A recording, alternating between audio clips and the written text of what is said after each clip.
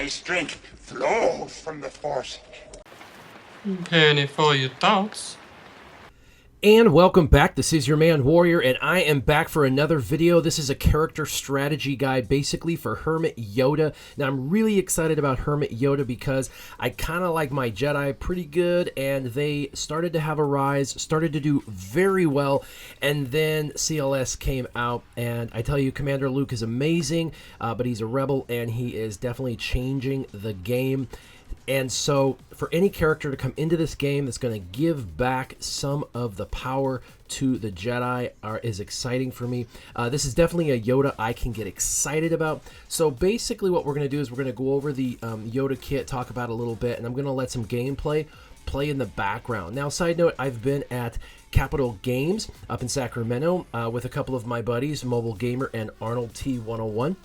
And it's been a lot of fun, although we've been kind of dark. It's been hard to put videos out. We've been so busy. But we do have videos coming out, really excited about very soon, that are going to be about territory battles. And I am uber proud of my video, you guys. It's going to simplify this territory battle thing down. You don't need to watch 100 videos. You're not going to have to try to analyze it. I am going to give you basically territory battles for dummies. It's going to be awesome. It's basically going to lay out exactly the strategy you should do. Do this first, then this, and this is how long it will take, and this is why you're going to do those things. It's going to be awesome. It's going to be simplified, and it's really going to help everybody out.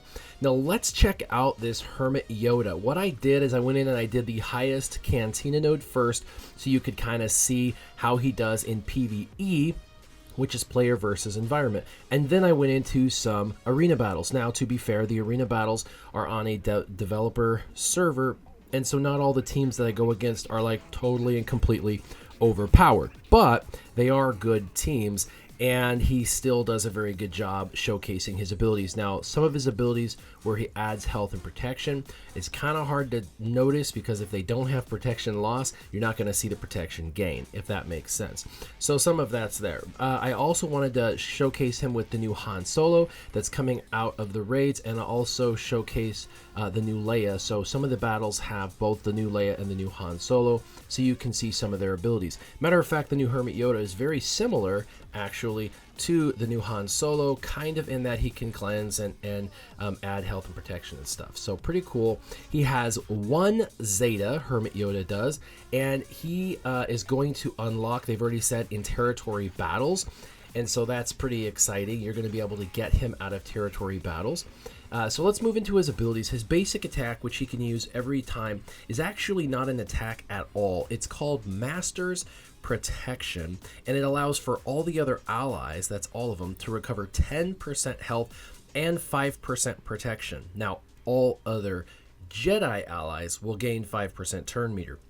So he is kind of like Rex, sort of, in that he's going to give turn meter gain. So he is a support character. He has no leadership ability, and you get to put him into a Jedi team with another Jedi leader, such as Qui-Gon Jinn, right? Because Qui-Gon Jinn is arguably the best Jedi leader in the game. So he's going to basically, every time he gets to take his basic, just continually refresh health and protection on all of the other allies. And if you've got a Jedi team, which I suggest, you're going to continue to gain continuous turn meter in that sense. His first special ability is called Master's Training, and Yoda's going to actually gain stealth for 2 turns, is going to dispel all debuffs on that target ally, and then give them a unique buff that cannot be removed. This unique buff then will allow for them to attack as an assist at the end of this Master's Training. So basically what happens is he goes stealth, so that way he doesn't have to be hit, and then he gives somebody a unique buff, and then they attack. And every time he does this, a new person's going to get this unique buff. So in an arena battle, you may see Master's Training special over 1 or 2, if you're lucky, maybe 3 people's heads. But that's 1, 2, or 3 assists after this. This is a call to assist at the end. The other thing that's kind of cool about this is it's going to give 25%, and it's doubled on Jedi, so it's going to be 50% accuracy, 50% defense, 50% offense, 50% potency, and 50% tenacity. this Master's Training buff cannot be dispelled and it cannot be prevented. So he's going to keep himself from getting hit, cleanse another ally, and he's going to give them this unique buff, and then everyone with that buff is going to attack. So really, really cool. This has a cooldown of 3. That's pretty quick. He's going to be using this quite often. And then the next special ability has a cooldown of 4. It's actually called Strength Flows from the Force. Strength flows from the Force. All allies are going to have their current health percentages equalized, and if they're all at 100% health, this is kind of a moot point, but continue with me. Health equalizing effects are going to ignore healing immunity. This is just like Barris Offie's health percentage equalization. Also, all allies recover 20% health and protection. This is 20% protection gain, and Jedi allies will then get Foresight for 2 turns, and it has a cooldown of 4 like I said. So he is going to be another character who's a support, adding Foresight over individuals' heads. Think of General Kenobi and Qui-Gon Jinn. This is crazy, the amount of Foresight that's going to be spread around. And every time he uses this cooldown, he's going to be giving them 20% protection regeneration, and if they needed the health, they can get 20% health regeneration.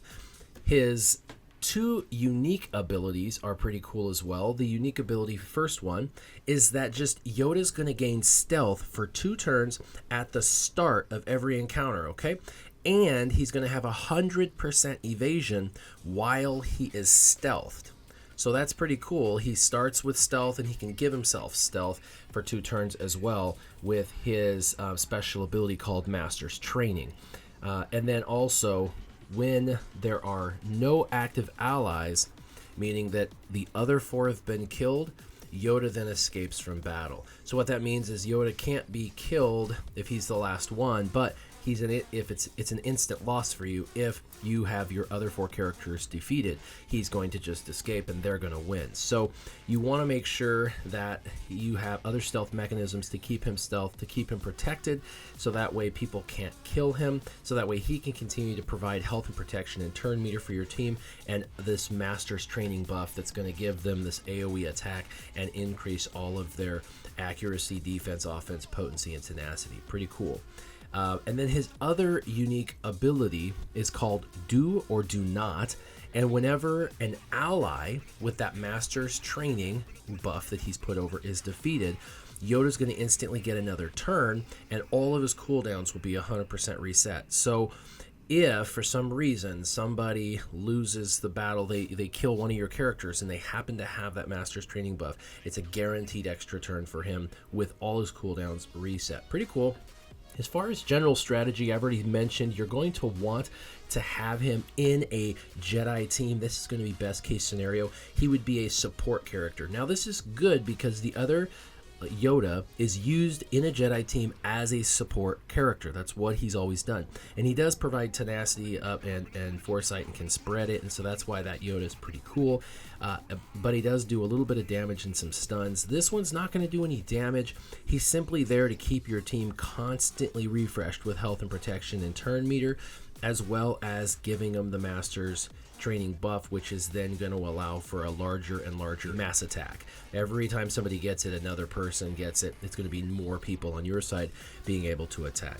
With the strength flows from the Force, as long as you're using it as often as possible, you're going to top off your allies, and you're going to be able to prevent the next incoming attack with Foresight because it gives them Foresight for 2 turns. So pretty cool. As far as going against the computer in PvE, player versus environment, this Master's Training buff under a Tebow lead with other turn meter removal specialists is going to make for a super powerful squad. One that definitely is going to help you out, especially a lot of people were using R2-D2 with Tebow to keep Tebow stealth. This is just one more way to be able to do this. As far as hero synergies, I've already mentioned hero synergies as far as the Jedi go. You really want to use them in a Jedi team, but think about this: Qui-Gon Jinn lead, all of the Foresight that's up, and then also keep in mind Ima-Gun Di. He's a great leader with all of the countering capability that he's already providing, and then of course he does defense up and things like that, and with his defense up and the plus 50% offense and defense. Just think of the combos you can get with Jedi Knight Anakin. Pretty crazy when you can combine this. Or the new Obi-Wan Kenobi, who's been recently reworked. That rework would play in really well, but my point is Jedi are definitely going to be the way to go, and he's just going to be able to increase their damage output and their survivability. He is there as strictly a support to make them harder hitters and longer lasting in the battle. Now, I've mentioned he's powerful enough, even with no attacks, to improve any Jedi team in any situation. He's also going to shine in any of your turn meter removal squads. So anytime you're trying to do turn meter removal in the raids, a lot of people use turn meter removal in phase 2 or phase 3. I've even seen them using it in phase 1 of the heroic AAT. In addition, the Rancor raid, although most people now use CLS, but this character might be an easier character to obtain once Territory Battles is launched for some individuals than the Commander Luke Skywalker. So yeah, the turn meter removal is going to be awesome. He also will help sustain his team with his health and protection regeneration abilities. So pretty cool. I really like him. In these videos you're noticing that I'm using him with just some of the newest characters. Not all these characters that are working in the background are characters that you will have. Also, they're not, a lot of them aren't Jedis, they're rebels, a lot of these guys, so I'm not showcasing all of his abilities to their best, but we had only a short period of time to record, so we are just trying to get some view of what it actually looks like and how he's constantly re-upping it. And if you notice, everybody's just constantly filled with full health and full protection. It's pretty exciting. So I'm excited about his abilities. I'm excited about his assist. What are your thoughts where when you kill 4 characters, he just goes away and you lose the battle? Do you like that he doesn't do attacks, or would you like to see something different? I think he's built very uniquely. I do think he's going to be meta changing. I think he's going to be an integral part of a Jedi team, and the Jedi will have a resurgency in Arena. I am excited to see how he plays out. As always, leave your comments down below because I respond to each and every comment as best I can. And keep it gaming on. Warrior out. Stop it, please. Don't hit me.